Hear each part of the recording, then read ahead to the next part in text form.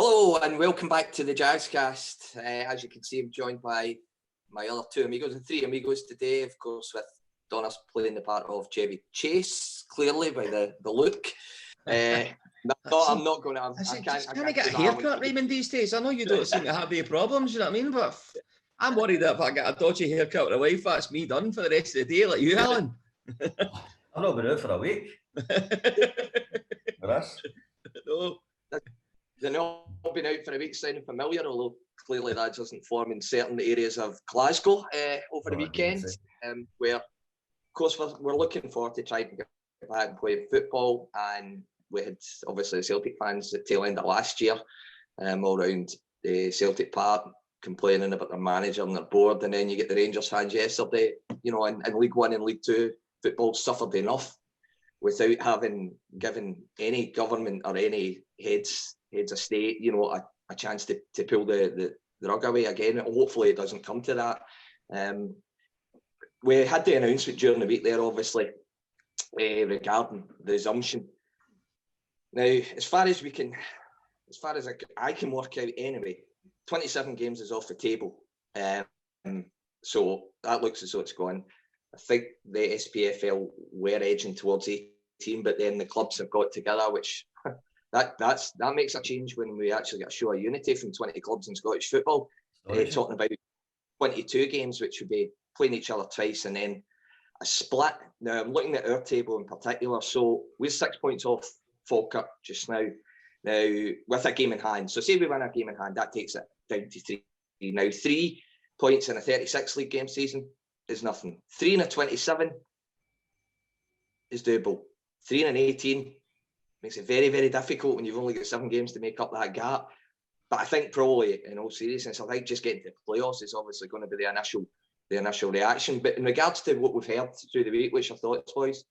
I just really haven't heard enough. That's my first thought, which makes you worry about rumour and conspiracy, because we seem to have had those issues throughout the last year. You know, my big concern is, like, when you look at the Championship and Alloa's position, the power that Mike Mulroney seems to have over Scottish football on that SPFL board.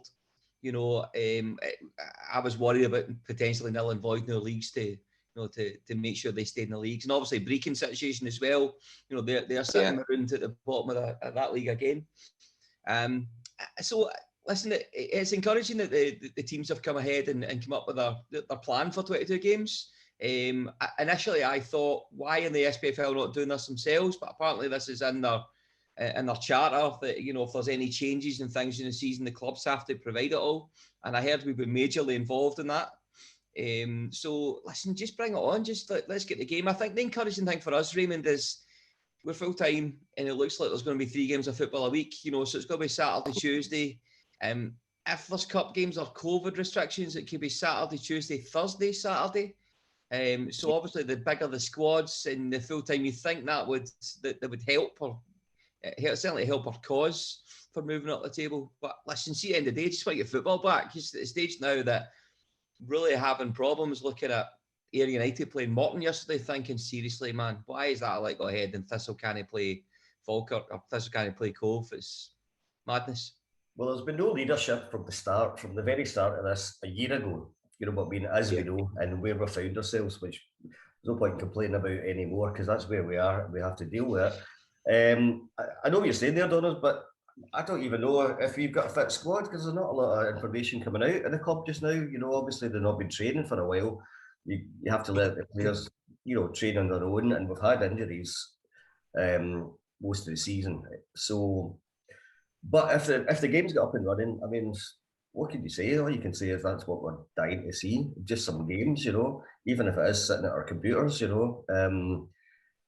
Also, with it being the 50th anniversary of the League Cup triumph and the 100th year of the Scottish Cup win, if the Cup's back on, then it still could be Thistle's year, you know. you know, Alan, but see, the thing is, well, yes, just in the squad, there was a game yesterday at Firhill.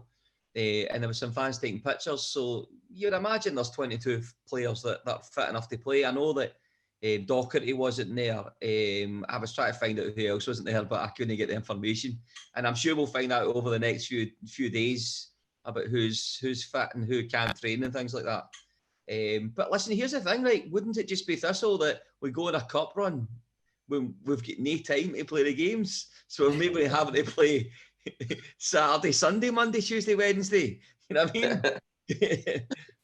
You still get your boots. See, one thing, we're talking about the number of games, for example. Now, if we switch back to last summer and talking about the potential of football starting, that was going to be the 36th game. We looked at the squad and we said, oh yeah, great. And then we went down to the 27th game and we still looked at the squad and went, oh yeah, great. Now we're looking at a 22 game, of which we're pretty much halfway through. Given our squad's history, do you really think 3-4 games a week's going to help Thistle with our injuries that we pick up left, right and centre? Well, I think though, we had a real bad run of luck, didn't we? You know, it was all non-contact injuries we seem to be picking up, you know, and the AstroTurf pitches and that. I think the other thing to think about is obviously there's got to be testing done before games. Yeah, that could flag up a lot of players missing games.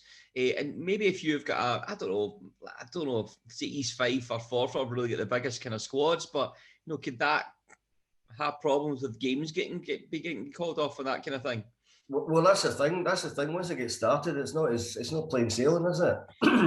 Once it gets started, you could hit these kind of, you know, these problems. There was a game off the other night, wasn't there? The Fife Derby was off again from a COVID outbreak, or I'm not sure what the details were, to be honest. I know the game was off due to something along those lines. So I mean, we can get it up and going, and you could hit these problems again, you know. But my preference is certainly try and get the playoff games the split and have the extra games, because the teams need it, the clubs need it, the team, the players need it. You know what I mean? They need to be out playing football. You know what I mean? Because you just go stale. You know what I mean? It's like match fitness is a whole different thing than keeping yourself fit, running around the block and stuff. You know. I think it makes sense to split, Raymond. You know, because there you go. We've already played Falkirk twice.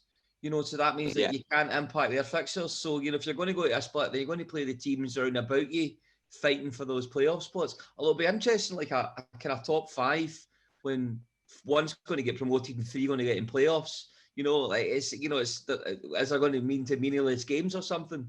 I do like the idea of like I'm extending the league by 2 weeks. So that means you know the team in the championship probably maybe be cold at that point. You know, they haven't had football, so you'd like to think that might balance things off, because we haven't played football for a few months now. That's got to have an effect on players. Yes, surely. I mean, there's certainly the argument. I know that the championship clubs won't see it this way, but they've been playing all season. So if they have 2 weeks off, then it's not really any biggie when you're talking about clubs in League One and equally, maybe not the impact's the same in League Two, who haven't played all season. You know, hardly played all season. I'm glad that they're actually talking about keeping the players, because my fear was that it was just going to be a straight. I don't think there's any excuse not to play 27 anyway. But because we're not going to have internationals now, somebody had actually said to me on Twitter when I pointed this out, they said, "Oh, is it not to do with the timing of the Euros?" And when I pointed out that the Euros don't start on 11th of June, they went, "Oh well, that's you've got the whole month of May then, you know, to complete it." Now, you could argue that Stuart Bannigan's probably going to get called up for the Euros. That means you think, well, there's not many players going to be affected. I think the problem, Raymond, is the championship. You know, the team that finishes 9th, you know, they're going to have to wait a month or 6 weeks before they play a playoff. So that's a competitive disadvantage, you know. Personally, I don't care, but, you know, I can see why I'm annoyed. I can see why they complain about it, but the other teams have, like, we've not been playing for months. Do you know what I mean? It's they need to just suck it up. Do you know what I mean? Just for once, maybe some of the teams further up the leagues can have a think about the rest of the teams down below. Do you know what I mean? Because it's not been like that. Not right from the start of this. It's been every man for themselves. You know. Well, that's the thing. Maybe the clubs in Championship should. I think what's the phrase? Take their medicine. Yeah. Indeed. If that's the position you find yourself in, then that's where you deserve to be. Exactly. Looking at the squad, but if we could try and refresh some of it, to be honest with you, I've forgotten half the Thistle squad as well. Kieran Wright was playing really well in goal before, everything. So you've got Kieran and Jamie with the goalkeepers, with Dan Brownlee. And Raymond, just to jump in there, and you were talking about the goalkeepers. Obviously, one of them was injured for a long time, so he was now back. He was photographed training the other day, so that creates a bit more competition, which is what you want. Yep. We get defenders. Tam Aware, we don't know. We don't know whether he's fit, whether he's not. Dan Brownlee was playing very exceptionally well before. Of course, Mohamed Niang had come in then to the back as well, and looks very accomplished. I'm not going to go through the whole squad. The midfield, we know Ross Docherty's probably still out. As far as we're led to believe, he's probably still. And I think even without the break, he was going to be off for a wee while anyway. Till at least the end of March, beginning of April at least. But then you still get Stuart Bannigan. You've got Joe Cardo experience. By the way, what a haircut that is, Jojo. What's up, Dale? Almost as bad as Alan's. Oh, I tell you, that was. I'm laughing. I'm looking at myself on the screen here, and I'm laughing at somebody else's haircut. But I think there's we brought in young right back from Rangers, Adam Devine, I think. So again, is Ryan Wilson fit? And there's so many ups and downs. I know it is. The boys have only been back, less than a week and stuff like that. But it would be good to find out from a club, from the club itself, where we stand, in regards to fitness just now. And I would imagine that surely there'll be a couple of bounce games, maybe against other clubs before we hopefully return to competitive action on the 20th of March, which has been the date that's been scheduled for the league. Yeah. And then, of course, we've got Cowdenbeath Scottish Cup tie on the Tuesday, 23rd as well. And perhaps, actually, with the Cup, it's not the worst draw in the world because they've not been playing football either, as opposed to playing a team that's higher up the league who have been, playing, in the Championship and the Premier League. Well, Raymond, if you think, and we spoke about this previously, you would like to think that the players have kept themselves fit, or at least have some kind of fitness. Again, the advantage we have is that we're full-time players, so they don't have to worry about jobs and things like that. But there's not really been much evidence of that, obviously. So you think the guys are going to come back in reasonable shape. If you remember, in the summertime, McCall had said that the boys did come back in really good shape, because of all the 5Ks that you've seen, all of them doing social media and stuff like that. So you think that would hopefully, you've got a reasonably fit squad coming back, give you a good chance coming in there. You mentioned Sam O'Hare, that's a strange one. He was our club captain. He was a bit of a, I don't know, maybe a public face for us, and he seemed to have just disappeared. And what was the injury? Was it from the knee, or was it something else? Was it a thigh injury? You just don't know. It just seems as if, I don't know, but it's kind of maybe disappeared a little bit. The sign of a right back from Rangers, a young lad. Oh, right, great. The more good footballers you have in your squad, the better. But right back's a position of strength for us. You think with Richard Foster and Ryan Williamson, in there. We spoke about Williamson and Cardo's link-up play, being one of the most attacking elements in the side. So it seems a bit weird, as if there's a change in formation going to kick in there. I don't know. That's a possibility. There is a change of formation, or maybe the young guy can play in a couple of different positions, but I don't know. Or he's thinking of switching Williamson further forward, or you know what I mean. We'll see. We'll see. Yeah. I mean, not getting Declan McDade from Dundee, you could see that happening. I mean, you could see that was going to unfold just because it was dependent on our 7 games. And as time went on, you could see that wasn't going to happen. But that's where we're short, is up front attacking midfielder players and strikers. That's what I was going to ask in regards to the fact we now know that the loan transfer window is going to be open until the end of March. Is where we strengthen. I mean, we need a number 10. I don't think there's any doubts about that. And I think we need another forward as well. The 2 lads, the young lad Connor Murray, has come in. You see the odd brief glance. Blair Lyons it's just been nowhere. Originally, it was the case that we were getting told that he just needed to adjust to full-time football. Really, 6 months. I know we hadn't been playing games, but he'd been training and stuff like that as well. And we maybe do need another wide player as well. But would you guys think? Well, the way McCall seems to have this relationship with Gary McAllister at Rangers, if they wrap up that title, or something, maybe they have wrapped up the title, think maybe a number 10, what Ryan Kent, yeah, he would do it, get Hadji in or something, just, well, they're not playing for anything anymore, are they? So, I don't. It'd be interesting because obviously it's only loan signings, isn't it? Because, yeah. Another thing is for the Championship clubs, that's a real competitive advantage, the fact that they had a transfer window and we weren't allowed a transfer window effectively. And we can only sign players on loan, so we may be getting players on loan with a view for next season. Is it players that are at contract? I know there's hundreds of players that are contract this year in the higher levels. Is it maybe a chance to get Spittle back or something? I don't know. It's just a difficult time for everybody, and it's a difficult time to manage things. You know what I mean? Given what's happened, so I don't know. But we're not getting a lot of information. I'd like to maybe hear a few kind of announcements out of Firhill on the playing side. Yeah, that would help. It would help the fans with a couple of weeks to go before games to get a bit excited about it.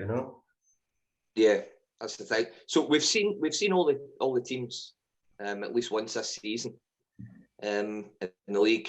For me, there's really not much between any of them. And see, when you look at if you look at the league table right now, so Falkirk have got 21 points. We're sitting in the league. We're sitting 5th and 15. But then you've got Clyde, who are in a playoff spot.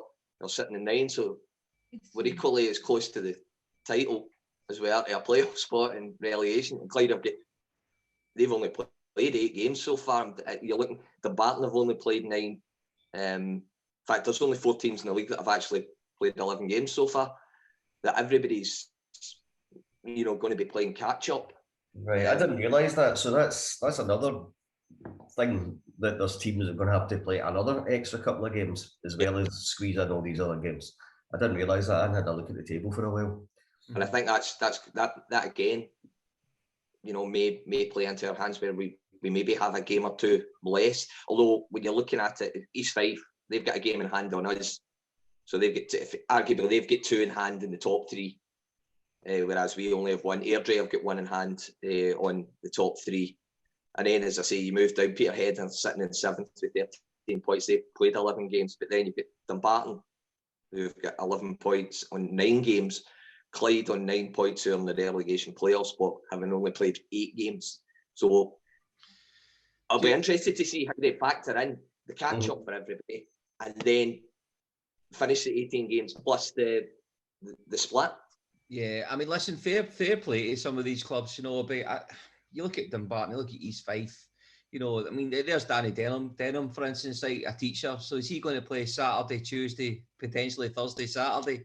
And teach, and do all these issues. It's going to take its toll. And I mean, easy for them to say, do you know what? Let's just cancel the season. Let's null and void it. We've got our money. We've got the furlough scheme. Let's just get us to the summertime and plan for next season. So fair play for them to do that. Listen, see, at the end of the day, like all the games we had this season, we weren't outplayed by teams. The problems, the reason we not got more points was because we weren't scoring goals. We were creating loads of chances and we weren't getting dominated at all. So you think finishing second is the least that we should be, moving forward. Alan? No, I agree with that. We weren't being outplayed, but we weren't dominating either. I mean, we did dominate some games that we really should have. Excuse me. Like, was it Dumbarton at home that we mollicated them and they ended up nothing each? Was that right? Yeah. Yeah. I'm finding it hard to remember the games now because it's been, you know what I mean? Because apart from anything, I'm sitting watching on the computer, and some of the time I was working as well during, we had the shop open at the time, so I'm sort of like half watching games on my phone and I'm in the shop and stuff like that. So I mean, sort of juggling, but I don't think we were that impressive ourselves, though, were we? Really? No, but we weren't. But then, if you look at teams, generally won titles by not conceding many goals, but defensively we're looking quite strong. I think if you looked at the last 6 games, I think we lost our last one at Peterhead, at home at Peterhead, which was just stupid.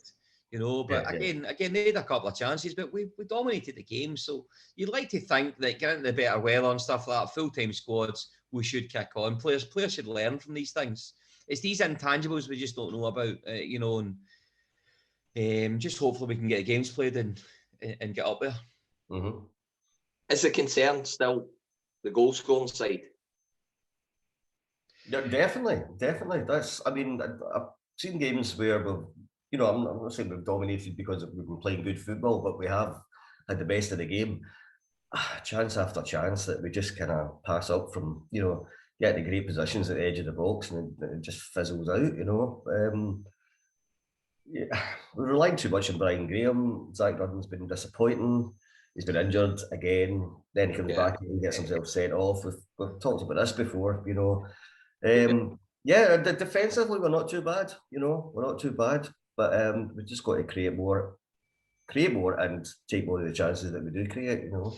Listen, let's be honest. Brian Graham's not a natural goal scorer. It's not his game. You know, he causes a lot of havoc. You know, if Zach Rudden and Brian Graham play 90% of the games towards the end of the season, we'll win the league, right? They'll score enough goals. There's enough in that partnership, you know, if there's enough servers get in there. You know, it's the problem is when they were injured, like you say, Alan, or when they was suspended, you know, who was falling in for them. You know, we had the boy for Livingston on loan. It didn't work out.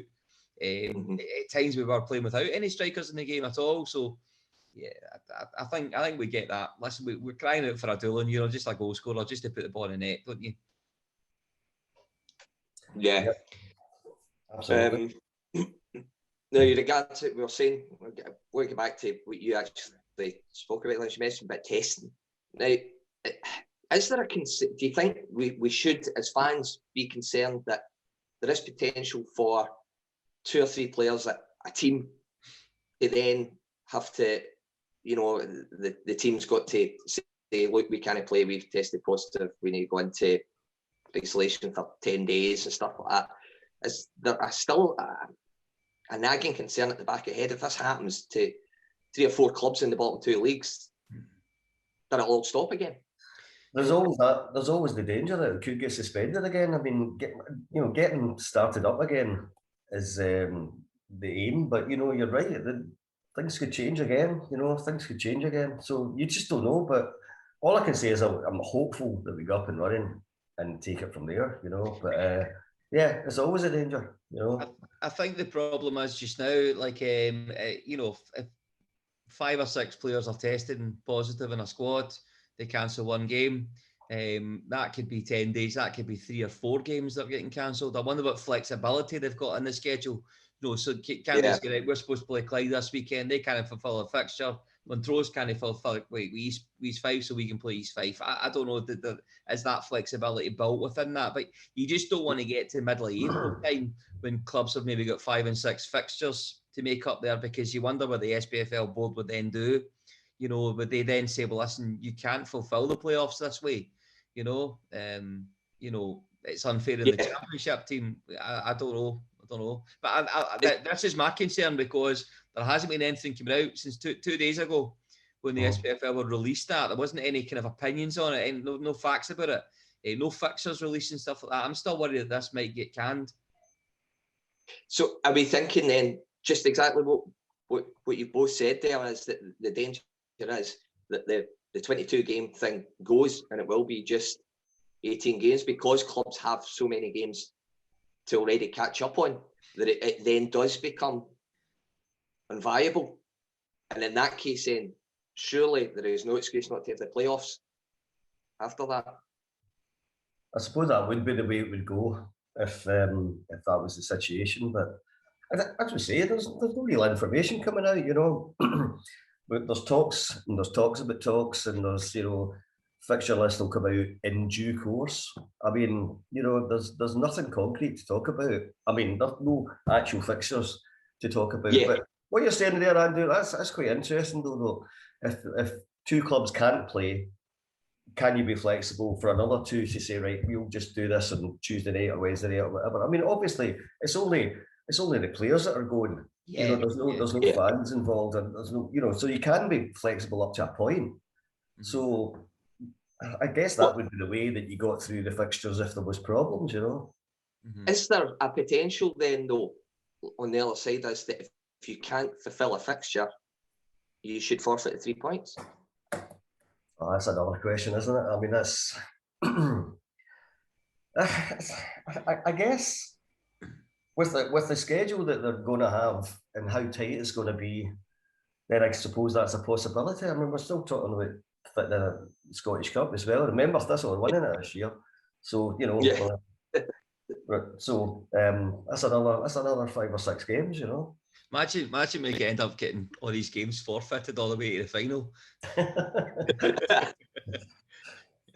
We'd mess up the final, wouldn't we? But we don't get awarded 3-0. We get awarded 4-1 each time.